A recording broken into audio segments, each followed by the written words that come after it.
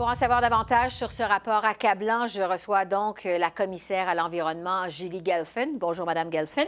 Bonjour. Donc, vous avez compilé les données des 70 dernières années. Le Canada se réchauffe 2 fois plus vite qu'ailleurs dans le monde, quand même, c'est assez accablant, je le disais il y a un instant. Qu'est-ce qu'on ne fait pas au Canada qu'on fait ailleurs pour qu'on fasse aussi mauvaise figure en matière environnementale? Écoutez, c'est une grosse question que vous me posez. Au niveau des changements climatiques, moi, j'ai passé 5 ans comme commissaire à l'environnement et au développement durable et je me suis attardée à cette question au moins une fois par année avec un rapport qui avait un lien avec les changements climatiques.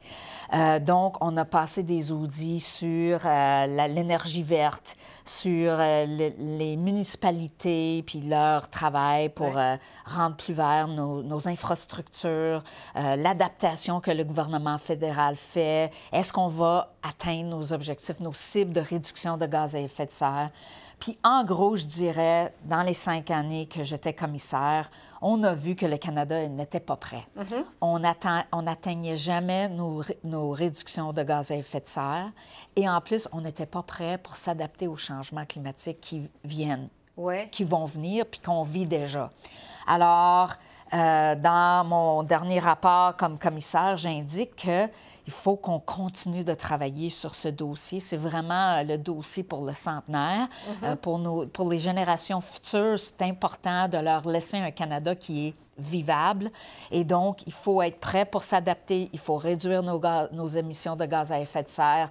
Les changements qu'on a vus dans le rapport qui a été émis par Environnement Canada, Environnement et Changement climatique Canada hier, indiquent qu'il y a des changements déjà qui sont irréversibles.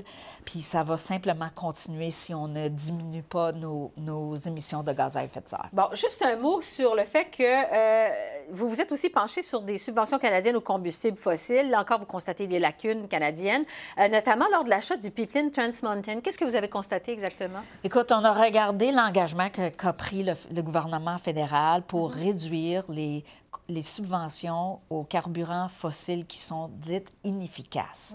Donc, on est supposé d'enlever toutes les subventions inefficaces d'ici 2025. Alors, nous autres, on voulait savoir, est-ce que le gouvernement va atteindre cet objectif ou est-ce qu'ils sont en donc, où est-ce qu'ils sont rendus dans le chemin? Ce qu'on a trouvé chez Environnement et Changement climatique Canada, c'est qu'ils étaient supposés de développer un inventaire de toutes les subventions fossiles possibles. Par contre, tout ce qu'ils ont fait, c'est qu'ils sont allés voir 23 ministères et agences sur 200.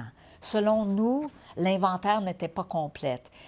L'achat du pipeline n'était pas dans l'inventaire. Il y avait d'autres choses qui n'étaient pas dans l'inventaire. Il y avait des subventions pour accroître la production des carburants fossiles. Il y avait une autre subvention pour gérer les déchets dans les sables bitumineux. Ça, c'est des subventions aux carburants fossiles qui n'étaient pas dans l'inventaire. Mais est-ce que vous êtes en train de dire que ça a été bâclé comme examen? L'examen était incomplète. Puis ils ont 2 étapes. Développer l'inventaire complète de toutes les subventions possibles. Et la deuxième chose, c'est de déterminer quelles sont efficaces puis quelles sont inefficaces. Et leur définition de inefficacité était vraiment faible. Ils ne pouvaient pas guider leur travail pour cette détermination. Oui. C'est un rapport qui sort, qui est rendu public à 6 mois des élections, parce qu'on s'en va en campagne électorale bientôt. Est-ce que c'est une initiative politique? Écoute, ça, c'est le rapport dont vous parlez, c'est un rapport d'Environnement et Changement climatique Canada. C'est pas notre rapport. Notre audit, c'était sur les carburants fossiles. Et depuis 5 ans, je fais toujours un rapport qui en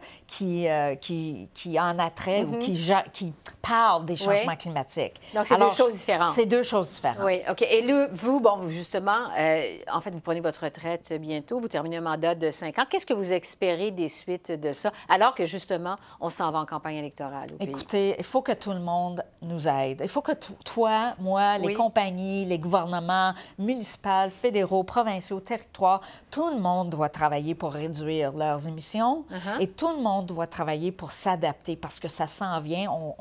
On le sent déjà. Dans le Nord, on voit déjà des aéroports où les aéroports où la tarmac est comme complètement... tu peux plus... Endommagé vraiment beaucoup. Alors, je veux dire, les maisons sont sont en train de crever dans le permafrost.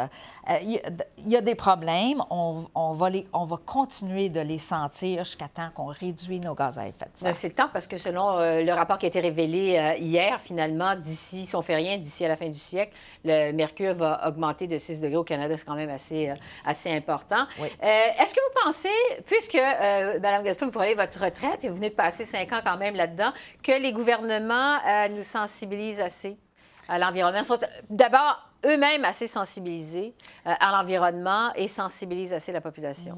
C'est une bonne question.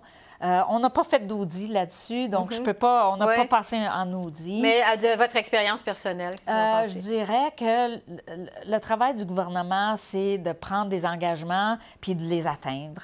Et moi, mon rôle, c'est de dire aux parlementaires et au public si oui ou non les gouvernements vont atteindre leurs objectifs. On a des objectifs de réduction de gaz à effet de serre, on a des objectifs pour être prêts à s'adapter, et dans les deux cas, jusqu'à date, on n'était pas prêts. Donc, vous souhaitez quoi, là, de la suite des choses? Moi, je souhaite qu'on continue de travailler sur ce que je pense est la question clé pour les prochains 30 à 50 ans. C'est-à-dire la réduction des gaz à effet de serre, le réchauffement climatique.